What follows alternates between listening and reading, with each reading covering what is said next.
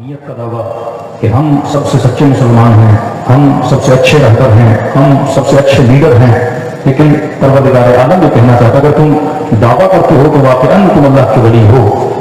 یہ دعویٰ کوئی دعوت بھی دے رہا ہے اور بعض بزدلوں کو چیلنج بھی دے رہا ہے، کیونکہ اگر ایمان کی بات میں آئے تو ہر انسان اس چیز کا دعویٰ کرتا ہے کہ میں ایمانی ہوں۔ اگر صراط مستقیم کی بات ہو تو آج پورے پاکستان کی کسی بھی گلی کوچے میں جا کے کسی بھی مسلمان سے پوچھیں کہ جناب آپ 17 رکعت نماز میں جو دعا کرتے ہو اہدنا الصراط المستقیم، اے خدا مجھے سیدھے راستے پہ چلا، تو آپ سیدھے راستے پر ہو یا نہیں ہو؟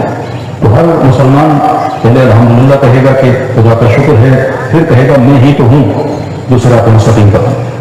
تو دعوے کرنے والے آپ کو بہت ہوئے ہیں، اسلام کا دعویٰ، مسلمانیت کا دعویٰ، رہبریت کا دعویٰ، حاکمیت کا دعویٰ کہ ہم سب سے سچے مسلمان ہیں، ہم سب سے اچھے رہبر ہیں، ہم سب سے اچھے لیڈر ہیں، لیکن پروردگار عالم یہ کہنا چاہتا اگر تم دعویٰ کرتے ہو تو واقعاً تم اللہ کے ولی ہو، یہ دعویٰ کرتے ہو تو واقعاً تمہارے اندر وہ جذبہ ہے، تو پھر صفات تمہارے وجود کے اندر نظر آنی چاہیے۔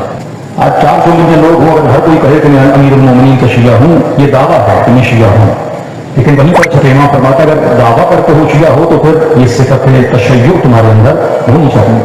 تو رہبریت کا دعویٰ کرنا آسان ہے، رہبر کی صفات پیدا کرنا مشکل ہے۔ مومن ہونے کا دعویٰ کرنا بڑا آسان ہے، لیکن ایمان کی صفت پیدا کرنا بڑا مشکل ہے۔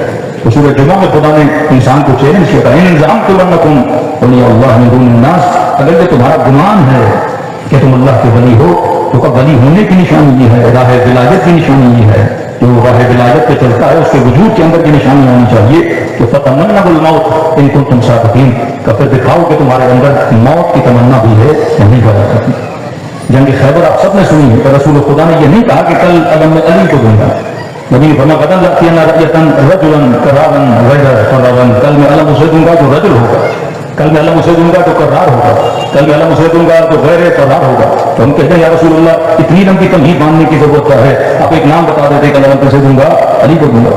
آج سارے مسلمان شیعوں سے یہی کہتے ہیں کہ 12 امام تھے تو خدا قرآن میں 12 اماموں کے نام کیوں نہیں بتاتا؟ جب کہا کہ میں اللہ ولی میرا رسول ولی، لیکن جب تیسرے کی باری آتی ہے تو خدا نام نہیں بتاتا، اپنا نام بتا دیا کہ انما ولیکم اللہ، اللہ ولی و رسول ولی، لیکن جب تیسرے کی باری آتی ہے تو خدا نام نہیں بتاتا۔ اور تیسرا وہ ہے کہ نماز قائم کرتے ہیں، زکات دیتے ہیں، وہ حالت رکوع میں زکات دیتے ہوئے نظر آ جاتے ہیں، تو یہی پر قرار ہے کہ خدایا معاملے کو آسان کر دیتے، نام بتا دیتے۔ علماء فرماتے ہیں یہی تو قرآن کی خوبصورتی ہے کہ خدا نام نہیں بتاتا، خدا صفت بتاتا ہے، کیونکہ دنیا کا آسان ترین کام ہے نام رکھنا، دنیا کا مشکل ترین کام ہے صفت کو پیدا کرنا۔ تو سخی نام رکھنا آسان ہے، مسلمانوں نے کئیوں کو سخی کہہ دیا، کئیوں کو سچا کہہ دیا، لیکن سچائی کی صفت پیدا کرنا بڑا مشکل ہے۔ نام کا بہادر اور ہے اور میدان میں ٹوٹی ہوئی تلوار سے لڑنے والے اور ہیں۔ نام رکھنا دنیا کا آسان ترین کام ہے۔ آج القابات دینے پر آئیں تو لقب دینا کتنا آسان ہے۔ آج ہر مانی مجلس جب اشتہار چھپاتا ہے تو اپنے خطیب کو لقب کتنے دیتا ہے، لیکن اس لقب میں سچائی کتنی ہے کہ آج ایک مولانا مجلس کریں تو ہم سامنے لکھتے ہیں حجت الاسلام والمسلمین۔ ایک تو مسلمین ہمیں اسلام میں لاتے بھی ہیں کہ نہیں لاتے وہ غلط بحث ہے، لیکن ہم فوراً لکھ دیتے ہیں کہ جناب جو آپ کے سامنے مجلس پڑھنے آ رہے ہیں یہ حجت اسلام بھی ہیں، حجت مسلمین بھی ہیں۔ تو نام رکھنا دنیا کا آسان ترین کام ہے، لیکن وہ صفت پیدا کرنا سب سے مشکل ہے۔ تبھی خدا نے کہا میں ولی کا نام نہیں بتاتا، میں ولی کی صفت بتاتا ہوں۔ تو یہ کھلا چیلنج ہے، جس کے اندر وہ صفت پائی جاتی ہے سمجھ لینا وہ ولی خدا ہے۔ اور پہلی صفت جو ولی کی سورہ جمعہ میں بتائی، ورنہ ولی کبھی موت سے نہیں ڈرتا، ولی کے اندر موت کی تمنا پائی جاتی ہے۔ اور پوری تاریخ اسلام کو آپ پڑھ لیں گے ایسے جملے کسی اور نے نہیں، زعمتم انکم اولیاء اللہ من دون الناس فتمنوا الموت ان کنتم صادقین۔ اگر یہ سمجھتے ہو اللہ کے ولی ہو تو پھر موت کی تمنا کر کے دکھاؤ۔ اور کیا جملے کہے امیر المومنین نے، واللہ لابن ابی طالب انس بالموت من الطفل بصدر امه، خدا کی قسم علی کو موت سے اتنی محبت تھی جتنی چھوٹے بچے کو اپنی ماں کی چھاتی سے محبت پائی جاتی ہے۔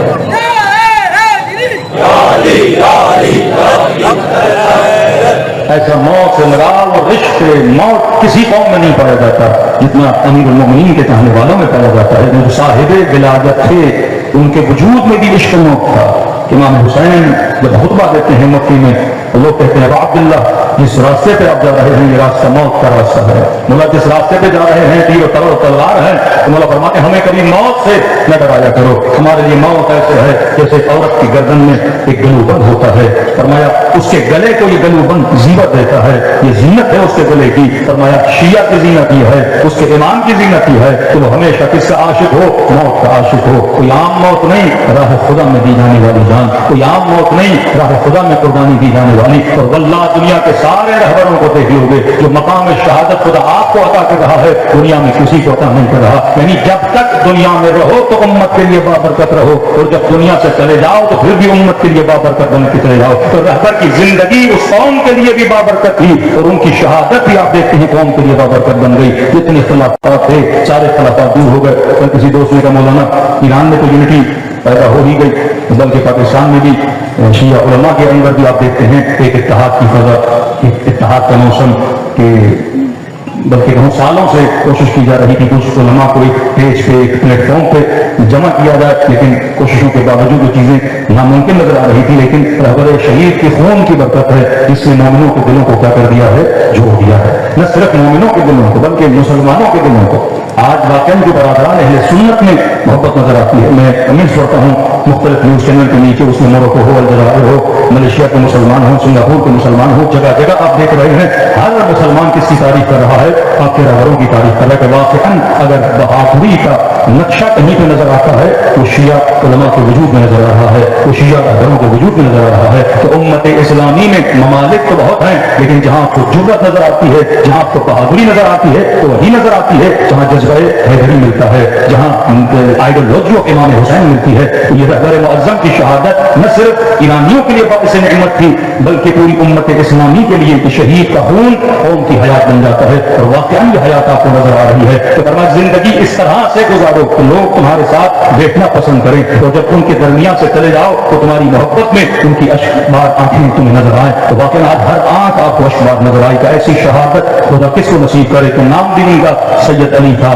وہ شہادت بھی امیر المؤمنین کی طرح ماہ مبارک رمضان میں نصیب ہوئی, روزے کے عالم میں شہادت نصیب ہوئی, قرآن پڑھتے ہوئے شہادت نصیب ہوئی. ایسی شہادتیں انہی کو ملتی ہیں جو واقعی خدا کی دربار میں بڑا مقام رکھتے ہیں. صلی اللہ علیہ محمد وعلی محمد.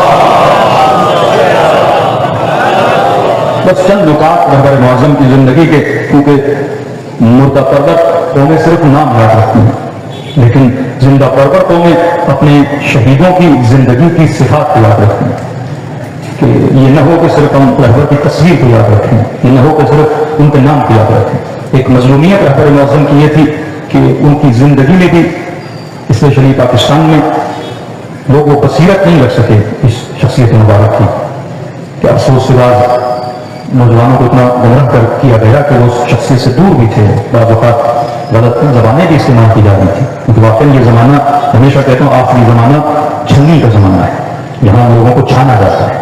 اس وقت جنگ افکار ہے, جسے آپ سافٹ وار کہیں, ہاٹ وار کہیں.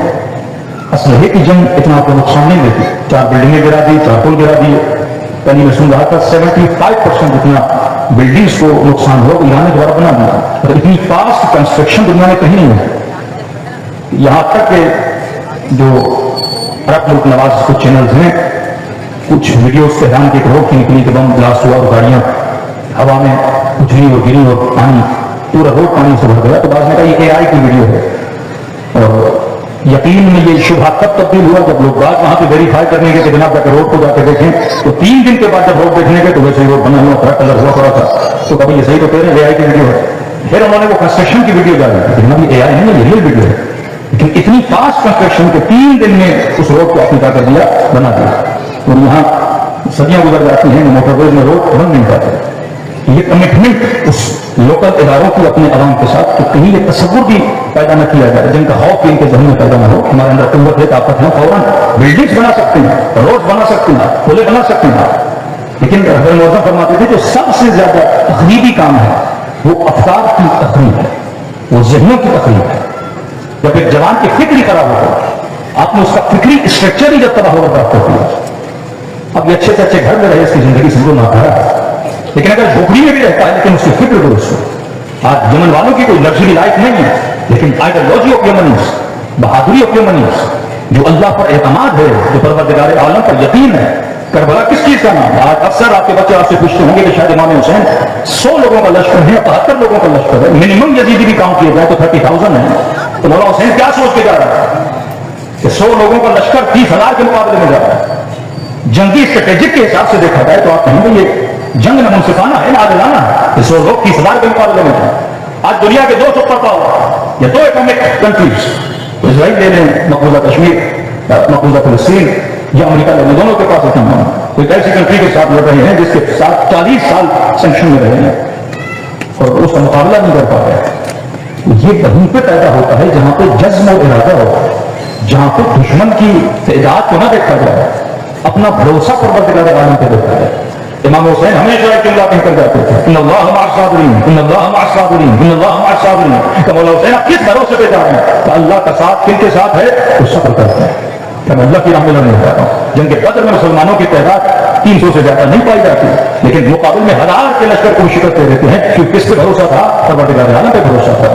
حضرت موسیٰ جب فرعونیوں سے لڑ رہے تھے اور قوم موسیٰ نے کہا کہ موسیٰ ہماری تعداد بہت کم ہے, ہزاروں کا لشکر ہمارے پیچھے ہے, سامنے دیکھو تو نہر نیل ہے, ہم کس طرح ان کا مقابلہ کریں گے؟ ہم ڈوب جائیں گے, ہم مر جائیں گے. تو حضرت موسیٰ کے جملے تھے, ان معی ربی, میرا بھروسہ نہ تم پر ہے نہ کسی اور پر ہے, مجھے یہ بھروسہ ہے کہ میرے رب کا ساتھ میرے ساتھ ہے, رب کا بھروسہ میرے وجود کے اندر ہے. اور یہی جملہ پر حضرت معظم کی انگوٹھی پہ دیکھتے ہیں, ان معی ربی, کہ 80 سال کا بولا لیکن جذبہ اور ہمت اتنی ہے کیونکہ انہیں پتا تھا کہ خدا کس کے ساتھ ہے؟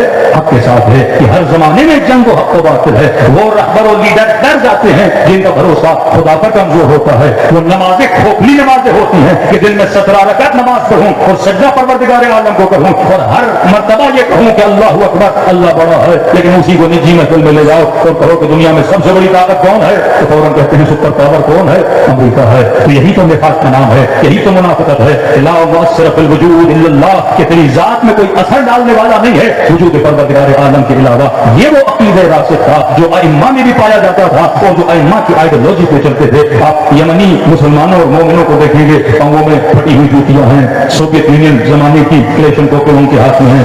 امریکہ کا وزیر خارجہ جون کیری کسی عرب ملک کے وزیر خارجہ کو بلا کے ڈانٹ رہا تھا کہ جناب ہم نے ملینز آف ڈالرز کے تمہیں ٹینک دیے ہیں, لیکن ہمیں سننے میں ملتا ہے یہ پھٹی ہوئی جوتیاں پہننے والے, یہ ہاتھ میں سوویت یونین کی کریشن کو لینے والے ملینز آف ڈالرز کی تمہاری ٹینکیں لے کے چلے جاتے ہیں. کون سمجھاتا جون کیری کو کہ جون کیری تمہیں ملینز آف ڈالرز کے ہتھیار تو دے سکتا ہے لیکن حیدر کرار کی ضرورت نہیں دے سکتا.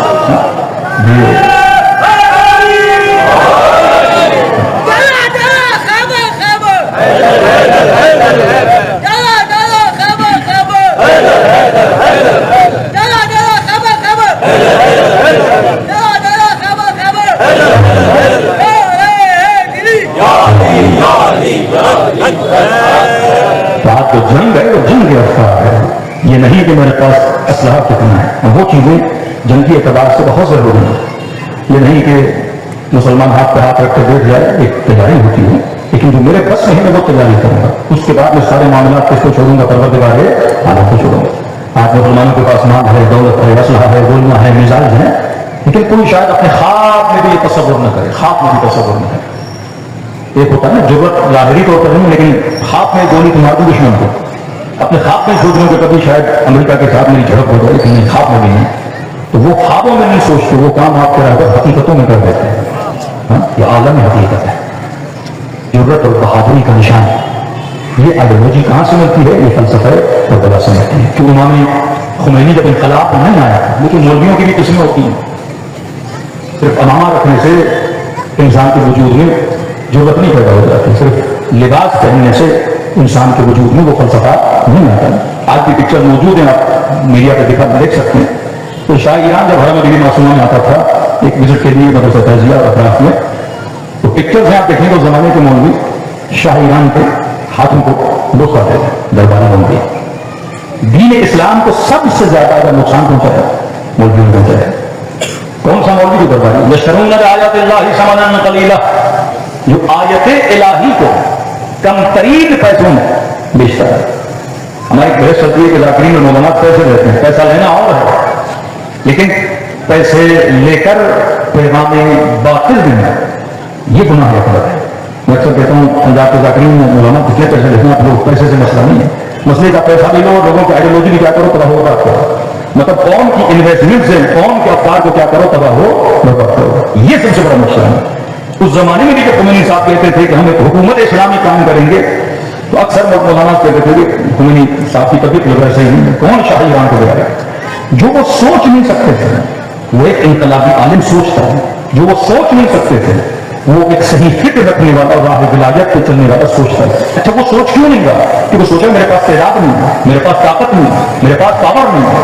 آج تک کس عرب ملک نے سوچا تھا کہ امریکہ کسی بھی کنٹری پہ حملہ کرتا ہے؟ آپ ڈیز کیلکولیٹ کر رہے ہیں، وینزویلا دیکھیں with in the days, Iraq دیکھیں with in the week, Afghanistan دیکھیں ود ان 10 ڈیز، 40 ڈیز، ابھی 55 ڈیز ہو گئے ہیں۔ ایک ملک کو مات نہیں دیتا۔ ہاں جہاز پھینک کے بم پھینکنا آسان ہے، اصل جنگ ہوتی ہے میدان کی جنگ۔ تو آپ ایک فوجی کو اتارو، آپ 4 فوجی کو اتارو، ایک دن انہوں نے فوجی اتارے اور تقریباً 12 گھنٹے میں ان کے فوجی واپس پلٹ کے چلے گئے، اس میں بھی کئی فوجی اور کئی جہاز ان کے پاس برباد ہوئے، کیونکہ یہ جانتے ہیں کہ فوجیوں کو فوجی وردی پہنانا اور ہے، شہادت کے جذبے کے لبادے میں ڈھالنا اور دنیا کا کون سا ملک ہے؟ یہ ابراہیم لنکن آپ دیکھتے ہیں، خدا قرآن مجید کتاب عبرت ہے، خدا دکھاتا جس کے وجود میں غرور اور تکبر ہے، میں جب اسے شکست دیتا ہوں تو کسی بڑی چیز سے شکست نہیں دیتا۔ ابراہا کے ہاتھی جب آئے تو کبھی اپنے بچوں سے پوچھا کرو خدا نے ابراہا کے ہاتھیوں کو شکست کیسے دی؟ اتنا بڑا پروردگار عالم ہے، پروردگار کے ہاتھیوں کو موت دینے بھی کوئی طوفان بھیج دیتا ہے، اس لشکر کو تباہ برباد کرنا تھا، آسمان سے کوئی بڑے پتھر برساتا تھا، کوئی بڑے برف کے گولے برساتا تھا کہ یہ مر جاتے، لیکن نہیں، ابابیل پرندوں میں بھی سب سے چھوٹے پرندے۔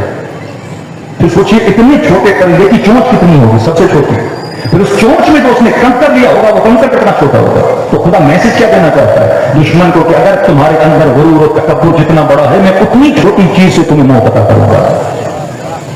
اب اتنا بڑی کشتیاں امریکہ لے کر جب ہرمز کے پانیوں میں آیا، کشتی کا نام ہے تو ہم انتناب سن چکے ہیں، تو ایران نے اتنی بڑی کشتیوں کو چھوٹی چھوٹی کشتیوں سے بھگایا۔